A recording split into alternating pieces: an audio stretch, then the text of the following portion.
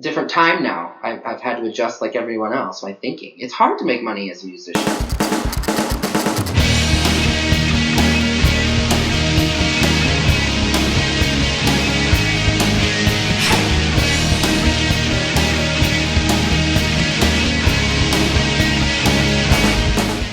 I think I love Spotify as a consumer. I think it's genius. I have a premium subscription, like totally. I bought right into the system.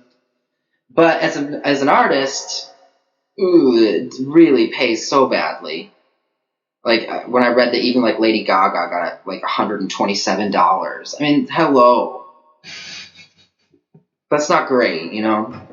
I have made because my music was on Spotify in Europe from 2008, and in that time I've made I think $8.50 total. I think it's good that it's a subscription or like it's people paying something for music again. Like I think it's good psychologically that people pay and think, oh, I'm going to pay money and I get to listen to music. And I think it's great that it's like the Netflix of music. You know, it's all streaming and it's all there. And everybody says it's the future, and I think they're probably right.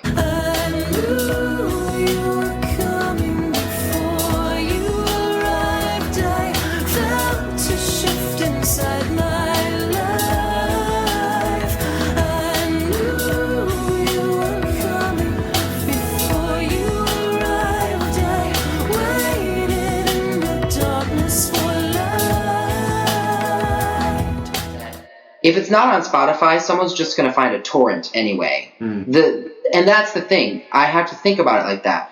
If somebody's default thing for music is Spotify, if that's where they go to hear everything, and they type in my name and nothing comes up, they're not going to iTunes to spend $9.99, and they're certainly not going to my Bandcamp store to spend more than that. They're going to the torrent to get it for free. That's the direction they're going to go. Yeah, and that's truth. That's the truth. Most people, not everybody. No, but a great deal. Otherwise, we wouldn't be having this conversation if that weren't true. Right, exactly. You know? So I thought, well, it better be there. You know, if it can be there, it should be there. Yeah. That's my new motto, and I'm just going with it. You know, like put my music anywhere I can that is a paid model.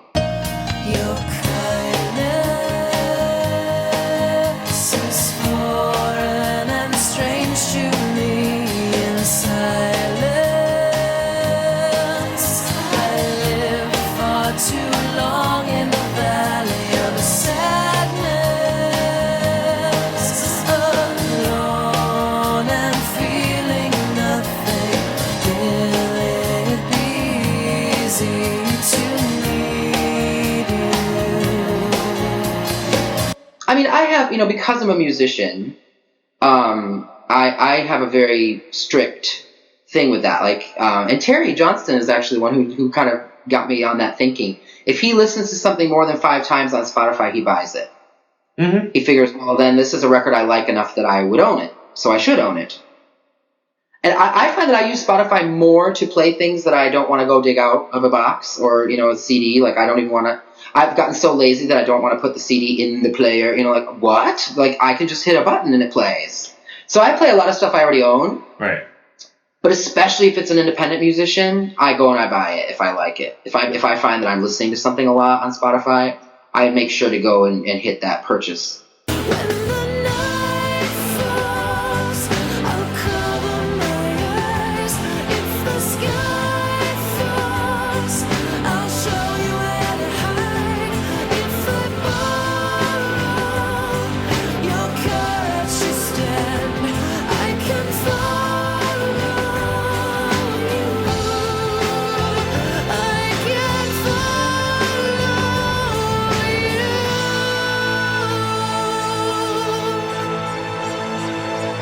But I've said for a long time that the biggest thing that independent artists like me need to do is to educate people, to be honest about the specifics sometimes about the money and how it works and how it feels to be stolen from. I'm really, you know, I'm honest about that. I think it helps to educate people, and then maybe people think twice. And I always make the analogy that buying independent music is like the buy local movement that's so popular. In the global music marketplace, independent music is the buying local. If torrents didn't exist, 5% of those people would have bought my record. Okay. Which I think is extremely realistic. I'm still saying that 95% of the people who stole it would never have bought it. So I could never have counted on them as a customer in the first place. But 5% of those people. And then I will be very sad when I do the math and realize how much money that would have been. And that's just reality. I have to pay my bills like everybody else. And I would relish a year where I was middle class, but I haven't had one yet. So one of these days. Time will change my mind, fix these broken dreams of mine, and I'll let you back in my life. If you could ever give me all I wanted, if you could ever speak without me being haunted,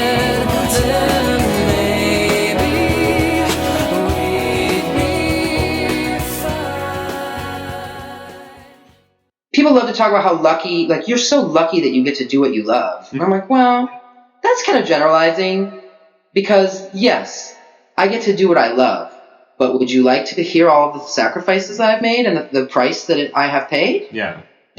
I took a risk. Yes, I did it with 100% free will. Doesn't mean it was easy. There are so many times in my life where I wish I knew every 2 weeks what that paycheck was coming to me, like what was coming and how much it was going to be, and I could plan on that. I've never had that, because even when I worked a day job, I was a waiter. I think that there are people who get up every day and go to a job they hate. You know, they get up at 6 o'clock in the morning and they're in the office at 8:30, and they hate their job, but they do it to pay the bills. And so they sometimes don't like the fact that, you know, I get up and sing and play the piano and write songs. And so to them, it's like I live in a fairy tale land with cartoon characters and a big rainbow on the other side of the room. It's not like that. That's not the reality of it. Revolution brings a change. It's the dawn of a gilded age. Always forward, never back. This oppression cannot last.